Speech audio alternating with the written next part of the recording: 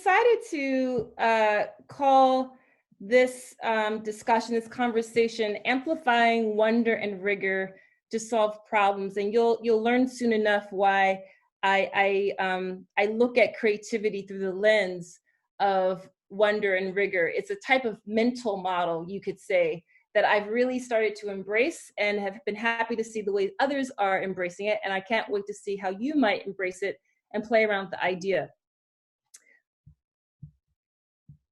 I want to reference a really incredible article that was posted in the Harvard Business Review back on March 23rd, I believe. I actually shared out about it this morning on LinkedIn.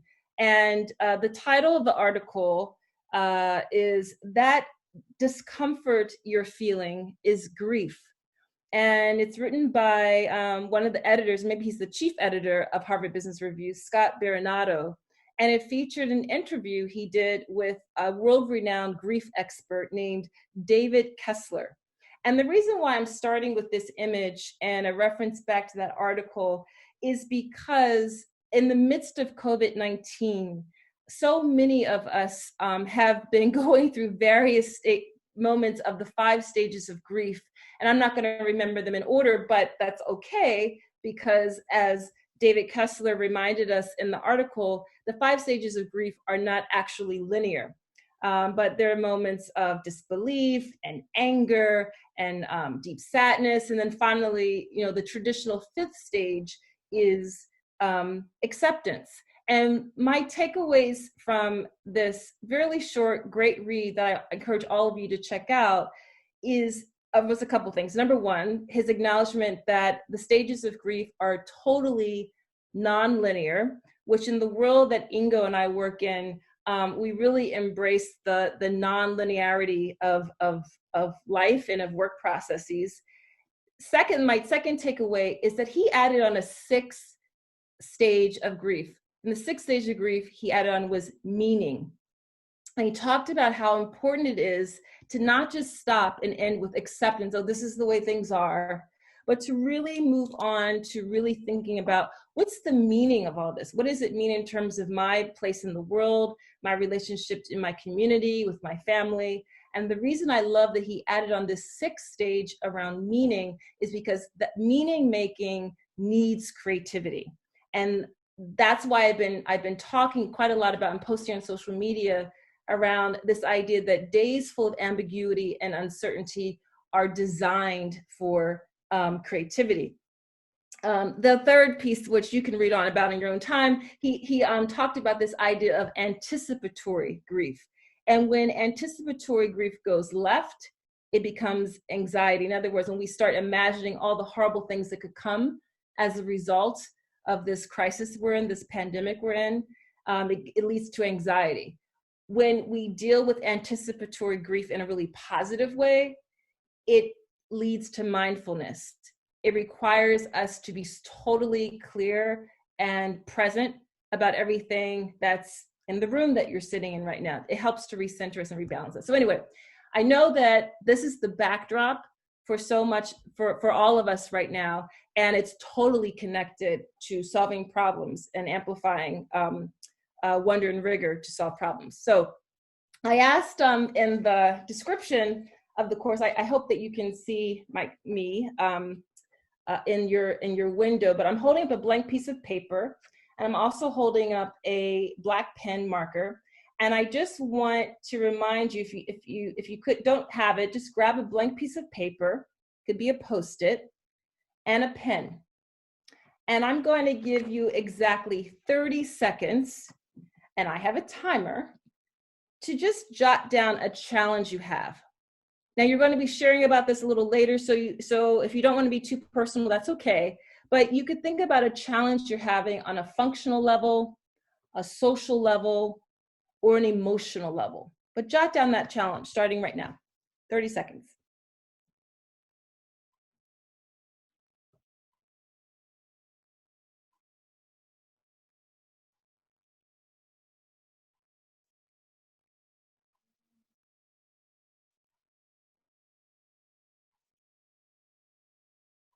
$15 more seconds.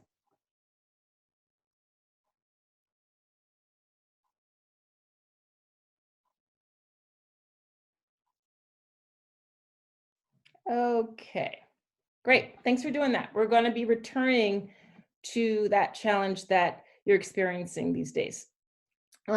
Just some housekeeping. I would love it if you are so inclined to repost about any takeaways or insights that you got from our conversation today with hashtag Creativity Leap. And you can find me on Instagram and on Twitter at NatW Nixon. Again, Creativity Leap, and you'll see that reminder on the bottom of each slide as well. But we'd love it if you share out from our time together on social media. So a lot of what we are having to deal with is reposition ourselves in a field of uncertainty, which is the whole purpose of Ingo's series. And when we find ourselves needing to reorient and figure out our true north in times of complexity and ambiguity, I find that one of the greatest assets and skill sets to really tap into is our creativity. Now, it's easy enough to say that, but the reason why I became super interested in creativity and has become the core of my practice as the strategist is that as I was consulting more corporate clients, there was this big urgency to build cultures of innovation and innovation centers and innovation labs. And I had this creeping sensation that people were kind of talking over and around each other and didn't really have a clear sense of what innovation actually means. And it was really nagging me, it was really bothering me. And I didn't have a clear response and alternative and suggestion to give. But I soon, through months of this nagging feeling, realized that the reason it was bothering me, not only because we're just missing each other and just throwing out the word, we've got to innovate without much backing it and just kind of creating one more silo, an innovation silo, is that I felt like there was really this innovation churn and we were starting at the wrong place. The place that we really need to be starting at is creativity, because creativity is the engine for innovation. The challenge is that most people don't really understand what creativity is. So this conversation is a product of all of my work and attempts to kind of simplify and democratize how we understand creativity. When we think about the time that we're in right now, we're in something that people are calling the fourth industrial revolution. It's essential that we make a creativity leap. And that's mainly because we're in a time where technology is ubiquitous. Technology in the form of, if you have, I might need to whisper this word, Alexa, because I have an Alexa right in my office. But if you have any of those kind of, that's a type of oral augmented reality device. Google is powered by artificial intelligence. There are robotics used in our hospitals, have been for healthcare, but technology is everywhere, right? So the train has left the station in this fourth industrial revolution. It's more and more urgent that we amplify what it means to be uniquely human. And one of the things it means to be uniquely human is to be creative. So I've been collecting what I call signals on the landscape. And I'm just going to share a couple today. I have a lot more in longer talks and discussions, but I'll start with a really provocative statistic that the World projection that the World Economic Forum made back in 2016. Back in 2016, the World Economic Forum, a year earlier, had predicted that by the year 2020, this year, creativity would rank as number 10 in the top job skills to have. That was 4 years ago. By 2019, a year ago, leading up into 2020, they declared that creativity would rank number 3 as among the top job skills in the world. And what's fascinating to me is that skill sets number 1 and number 2 were critical thinking and problem solving, which, by the way, are creativity, right? Are all part of creativity. So net, creativity is a critical skill set that we all need to tap into in order to really be at an advantage and to actually thrive in the world today. I watch a lot of TV. One must admit that TV has never been better. And one of the television shows my family, we used to really like to watch is Blackish. And the young man on the left of the screen is a character named Junior. On the right side of the screen is a young lady who's a character from a television show, a different television show called Big Little Lies, and her name is Abigail. Now, Junior, on the left-hand side of your screen, this is a moment where he is declaring to his parents that even after getting into college, he's not going. He wants to take a gap year.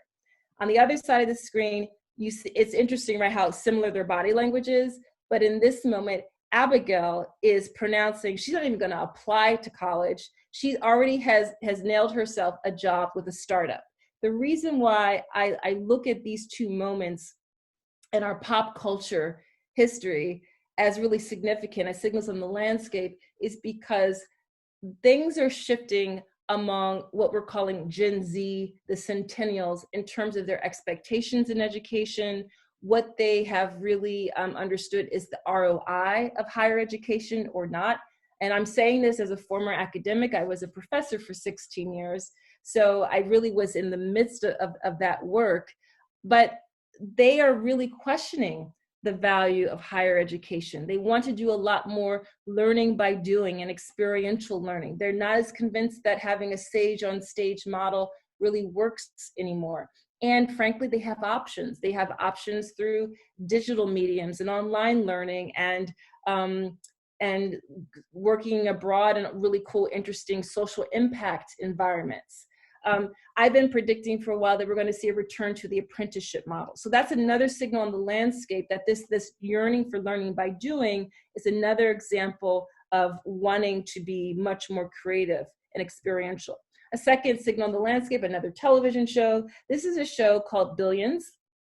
Billions is set in New York City in our current time, and it's the story of, it's a power struggle between a character who represents the body of law, I think he's the DA of New York, the Southern District, and then the founder of Axe Capital, a testosterone-driven venture capital firm. And this woman's name, this character is Wendy Rhodes, and Wendy is a psychiatrist. And what is really interesting to me about this show is that you see this type of cognitive diversity and thought diversity in the C-suite. So where you have mainly men in this business who wake up every morning, go to sleep every night thinking about making money, she is there to remind them about their inner child and mindfulness and envisioning, right? So we have here a signal on the landscape in the midst of these very traditional work environments. New types of skill sets and competencies are necessary. The net is that soft skills are pretty hardcore. They're not some kind of woo-woo, mushy type of thing that we can kind of toss to the side. That's because we are trying to survive in VUCA environments. This is a mnemonic that stands for volatile, uncertain, complex, and ambiguous environments. And VUCA environments are not new. So I was able to spend some time back in January in Doha, Qatar, in the Middle East, a beautiful, beautiful part of the world. And when you are in such an ancient hub of the world, you realize that you're in the midst of a culture stemming from a civilization that had to deal with and navigate complexity all the time. So complexity is not new. It just is showing up in very different ways in our Western urban environments today. But we actually have always had to be equipped to deal with complexity. And what I'm proposing is that we navigate and manage complexity with complexity. And that complex system is actually creativity. So creativity is a complex system. I'll share about that in a sec, but just to drill down a little bit more on this comment here, think of the metaphor of if you're walking along and you step in some sticky chewing gum. One of the best ways to get unstuck from the chewing gum is to get your sneaker unstuck with the chewing gum is to, tack more chewing gum on it, right? So this is the idea here, that we can counterbalance and navigate complexity with a complex system such as creativity. So we're actually I think I'm going to go out of my share screen and so that Ingo can help us here. So this is the question. And we want you to actually, I don't think I need to necessarily, Ingo, but I will. We want you in the chat area to give your answers to this question. How do you define creativity? I just want to take a minute there and just share in the chat, and Inga's going to share out how you define it.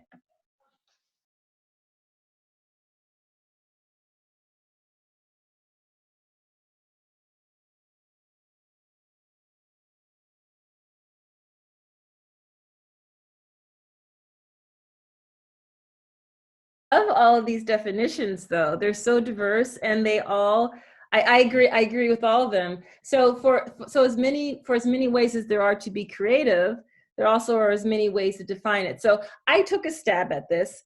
When I reference back to the beginning of my remarks, that when I was working with a lot of corporate clients, when I said that a lot of people don't understand creativity, here's what I mean. Sometimes I would hear comments like, oh, I'm not a creative type, or I'm not creative because I can't fill in the blank, sing, dance, act, right? So a lot of people's have been defining creativity by siloing it, or sometimes I say ghettoizing it in the arts. So they think, when they think of creativity, they might think of an idyllic scenario like this, with someone painting at an easel, and it's very calm and very peaceful. Perhaps they're thinking of a music rock band jamming away, and just have this edginess and really cool. And if that's what they think creativity looks like, and they don't think they're anything like that, then they say, well, I must not be creative. Or perhaps they think of the grace and the performance ability that we see that dancers have from their training. Maybe that's how they're thinking about creativity. Well, one of the things I've been working really hard at is to get this definition out. I have a book coming out in June. I hope that a lot of you will consider purchasing it. It's actually available right now on pre-sale on Amazon and on Barnes & Noble. But I interviewed over 50 people who come from law and work at NASA and are farmers and plumbers and bakers and chocolatiers and beekeepers, to understand the ways that creativity shows up in their work. And I ended up with this definition of creativity, which is as follows: that creativity is your ability to toggle between wonder and rigor to solve problems and produce novel value. That's how I've been defining creativity. It's this idea of toggling between two domains, wonder and rigor. So if I use that definition, then this is actually creativity. So I don't know if you can see my cursor, but in the left-hand side of the screen, this couple, these are Gary and Amy Mainoff. They are farmers. They own a 5-acre fruit farm in Newtown, Pennsylvania, just outside of Philly.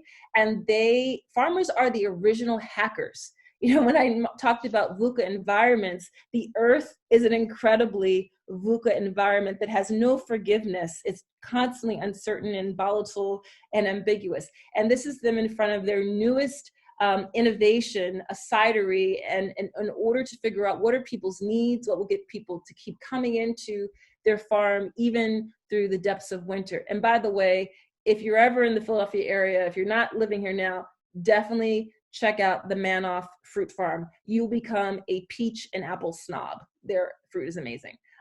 This lovely woman on the top center, this is Nicole Pittman. She's a friend of mine. She's an attorney. She is our country's leading policy thought leader on child sex offenders. And what I learned from Nicole was her ability to be curious, to inquire, and to improvise in order to design policy that would bring opposite sides of the political aisle together, that would be able to convene families of both the offender and the offended.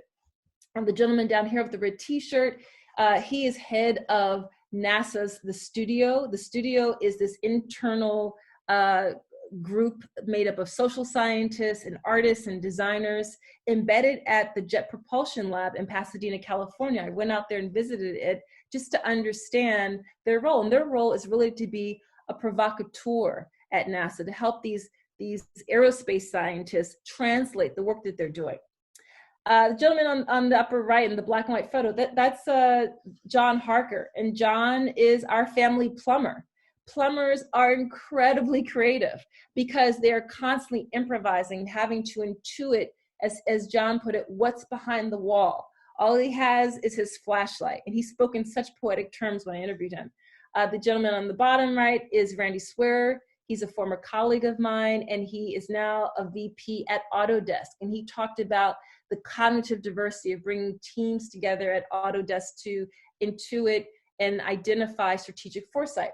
And then we have Céline Barrel, who is a nose. She's a perfumer at International Flavors and Fragrances. And in her work, she has to constantly balance science and art. And she's always intuiting and always going back to the rigor of getting just the right formula so that she can exercise what she calls her superpower, which is to bring back to life something that no longer is. So for example, what she means by that in my life, Jergens lotion is a scent that evokes my childhood. So that brings me back to people and a place that is no longer with us, but perfume and scent can do that. So creativity is a productivity play, and it's a competency. It's something that we have to exercise, and it is absolutely something that we can get better at, and it is essential for our organizations to be productive going forward. To geek out a little bit with you, when I said that creativity is a complex system, what I meant and what I was referring to is that it actually stems from complexity theory and chaos theory. Creativity is a chaotic system. And a K-word is a word that D. Hock made up. And D. Hock is a wonderful book called One from Many. He's the founder of Visa International, Visa, the credit card company. And when he was first tasked with leading Visa, he was a little discouraged about how he was going to lead this global organization based on the virtual exchange of currency. And he thought, I can't create an organization designed of boxes and arrows and the ways that people need to interact. People are organisms and organizations are organisms. And he was taking a walk through the woods and he thought, what if I could design an organization that mimics the way nature works, that has some chaos and some order? So chaos is not anarchy. Chaos is randomness. And order is not control. Order is structure. So here's a few examples of chaotic systems. So forests and the woods are chaotic systems. The way of the Amazon forest has sprung up has been based on self-organizing, adaptive, emergent systems where a sapling sprouts up from the forest floor and a new tree begins to grow.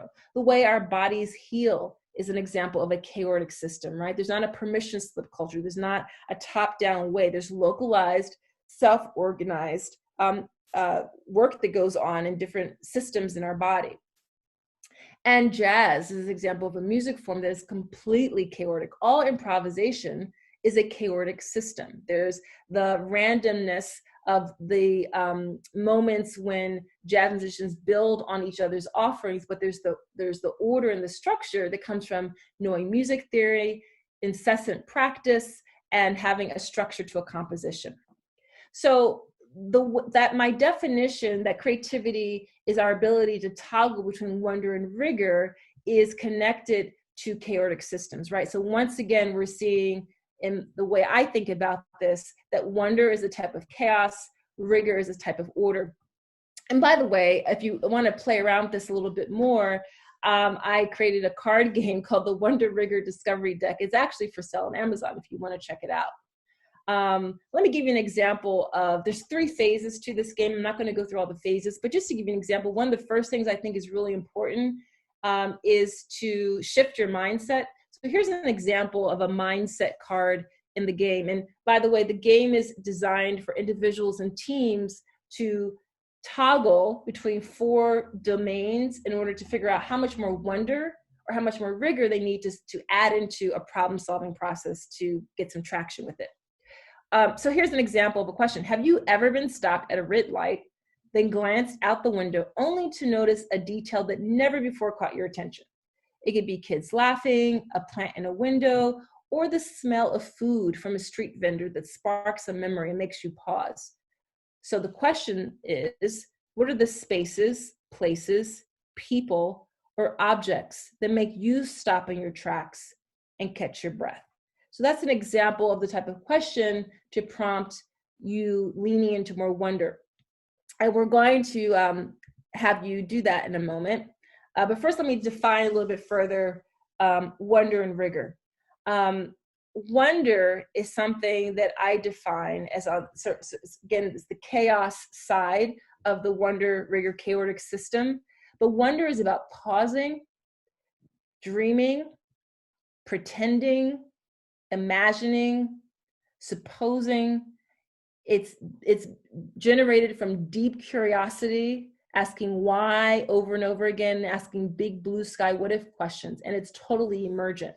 So on that piece of paper, would you just jot down a few of these descriptors of wonder, maybe 3, maybe 4, just a few that really resonate with you?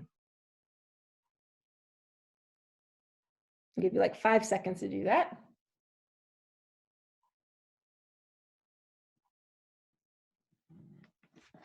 Okay, great. So just 3 or so descriptors of wonder. Then rigor, right? I just wanted to share one more thing about wonder. Socrates was credited for having said that the root of wisdom is wonder, that wonder is the root of wisdom. And then many centuries later, the Jewish theologian Abraham Heschel, he was also a civil rights leader, he wrote that it's wonder, not doubt, which is the beginning of knowledge. Sometimes we're taught philosophically that it's doubt that causes knowledge, leads you down the path of knowledge. Abraham Heschel thought differently. He said it was actually wonder that leads to knowledge. So I just thought that was pretty cool. So rigor, which is the order part of this chaotic system. Order is about thoroughness, attention to detail, deep practice, critique, showing up over and over and over again. It's about time on task. It's about your commitment to a process. Rigor is not always fun. It's often very solitary, and it takes a lot of patience to get through it, but it is absolutely essential. And it's something that dancers, artists, scientists, attorneys, CEOs commit to, in addition, the good ones commit to, in addition to the wonder. So would you do this for me? Would you now jot down a couple, 2 or 3 descriptors of rigor that resonate with you? Again, I'll just give you 5 seconds.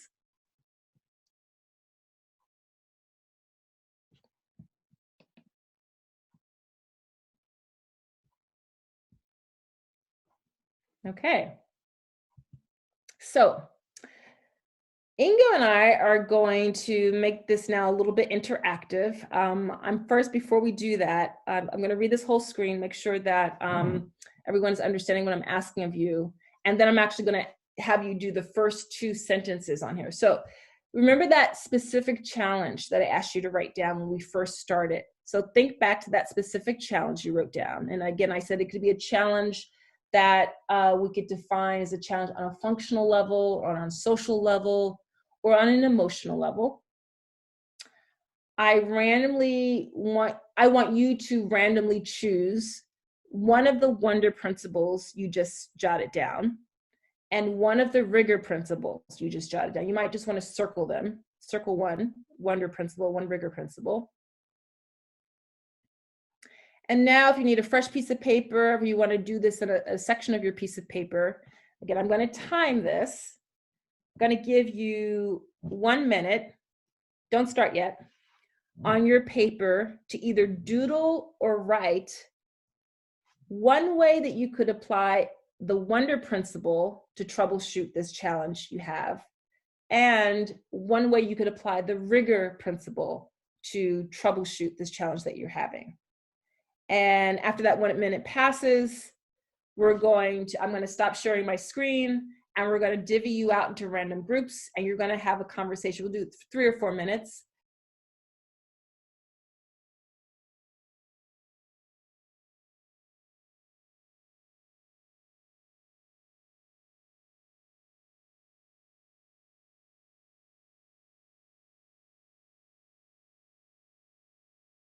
And thank you all again you did something that I call suspending judgment on yourselves and with each other. So I love that. I really appreciate you doing that. So here's two corollaries that I write about that I think are helpful for people to understand the interconnection between wonder and rigor. The first is that wonder is found in the midst of rigor. So think about when you are, I don't know, doing your taxes or filling out the PPP form for your bank, which I did a few days ago for my business, or you're weeding in the garden, or you have to like clean the woodwork along the floor baseboards in your house. It's in the midst of the tedium of some activities where often a light bulb moment happens, or because we are so granularly intent on something else, we're allowing the neural synapses of our brains to relax in other areas, and we kind of are basically zooming in and out, and that's why sometimes that wondrous moment happens. Similarly, there's no way in the world that we can sustain rigor without wonder. Rigor cannot be sustained without wonder. So going back to what happens in a lot of our organizational cultures, where it's meeting after meeting, back-to-back meetings, people being attuned to the rule book and to procedure, there's no way we will ever really realistically get to innovation and cultures of innovation if we don't design time and space and places for wonder. So there's three tactics that we can use to exercise creativity in this way. We can be more curious through inquiry. We can try to improvise a lot more and embrace improvisation, and we can intuit. And that's something that I turned into yet another framework. I call it the 3I creativity framework. And all it's saying is that to get to creativity on a consistent basis, we have to flow in between being really curious, learning how to ask a better and different question, becoming much more adaptive by improvising. None of us gets to work with a script every day, right? So letting go of that expectation and learning that improvisation is about being hyper present, deep listening, being adaptive in the moment, saying yes and instead of yeah, but, or nah, we already did that 15 years ago, right? It's getting to that practice, and I have some ideas about how you can practice that. And it's also about exercising your intuition. Intuition is part of the way we're physiologically designed. We have something in our bodies called the vagus nerve, VAGUS. It extends from our cranium down through our heart into our gut. So we literally are designed to have a connection between that nudge feeling in our brain and the rational brain, right? So I call intuition a type of pattern recognition. So there's 4 leaps that I think it's really important that we make during this time. One is from only dwelling in the world and space of what's rational to embracing ambiguity, because let's face it, most of life is very gray. Secondly, it's to separate ourselves a little bit from our tribes, and at least in the United States, our tribal mentalities on the political sphere are really making us a very contentious society, to really embracing community. And community consists of tribes. And it's also leaping from only focusing on and valuing deep specialization. And I come from academia where there was, and even the time of my life when I worked in fashion, if you grew up in the industry only knowing denim, that's kind of where you stayed for all of your career. If you only knew knits and intimates, that's kind of where you stayed.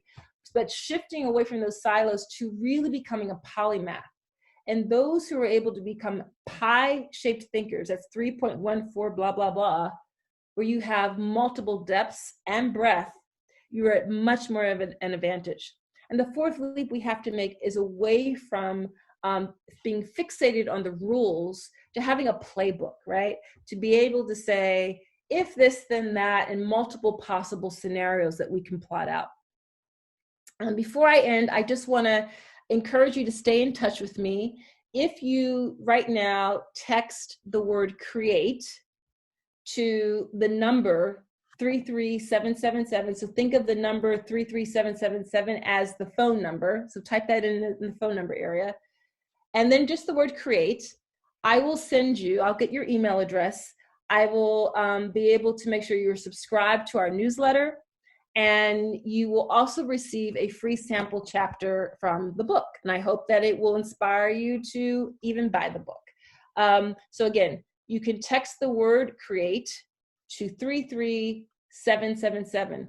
If you are outside the United States and you're concerned about international rates, please just email me at Natalie, Natalie, at figure8thinking.com. That's FIGURE, the number 8 thinking.com.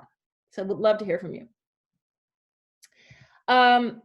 In case you're still not convinced, I always just like to end with the ROI of making creativity leaps. There is a business advantage and incentive to building cultures of creativity, for hiring for creativity, and for making sure that we build it into the way we manufacture and provide services. So number one, the first ROI of making creativity leap is that you have much more inventive thinking. If you have more inventive thinking, you embrace different business models, new business models, that uncovers new strategic partnerships, and that leads to new revenue streams. Secondly, if you make creativity leaps, you will necessarily have to build collaborative organizational culture. If you work in a more collaborative way, less of a siloed way, efficiencies will improve and get higher in the longer term. And if efficiencies are higher, costs go down. And thirdly, if you embrace and figure out how to design creativity leaps into your organization, the way that you work and how you serve your clients, you will become customer obsessed, right? You will know that everything you do has to dial back to your end user, the people who are buying your services, your experiences, and your products. That will lead to sustained brand loyalty. 3 tips I just want to leave you with, things that you can start doing today, tomorrow, to build your Wonder Rigor muscle.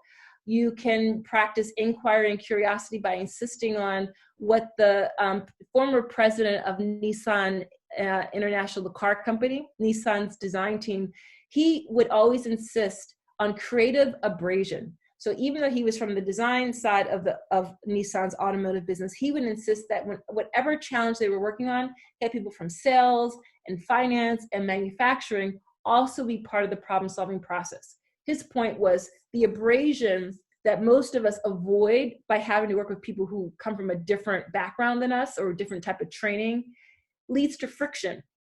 Why not convert that friction to something positive? Because friction is energy at the end of the day. Secondly, if you want to get better at improvisation, become a clumsy student of something. Pick up a hobby that you become devoted to. So for example, while I have danced for a big part of my life, I recently started becoming a devoted student to the foxtrot and the tango, as well as salsa. And believe you me, I'm really bad at it. I constantly have to ask clarifying questions. It humbles me, and I have to be super adaptive and in the moment. And that transfers over into other parts of my day and my work. And thirdly, if you want to become more obedient to your intuition, start journaling about it. Start documenting the times you follow the nudge. And I would just encourage you, just start with 3 times you have followed your intuition and what was the outcome. And you want to go a step further, 3 times when you ignored your intuition and what was the outcome. There's something about seeing the evidence for having followed our intuition, which helps us to get into the habit. How you can stay in touch with me. There's my email right here, Natalie at figure8thinking.com, my mobile number. Follow me on Instagram or Twitter. Please subscribe to my YouTube channel. I'm trying to get more subscribers. Would love to have you join. I'm getting in the habit, a new habit. I'm very clumsy at it right now myself, but I'm trying to post more like 30-second, 50-second videos on social media. I'm not great at it right now, but maybe I'll get better. And again, share any of your thoughts, your insights, your takeaways by hashtag Creativity Leap later today.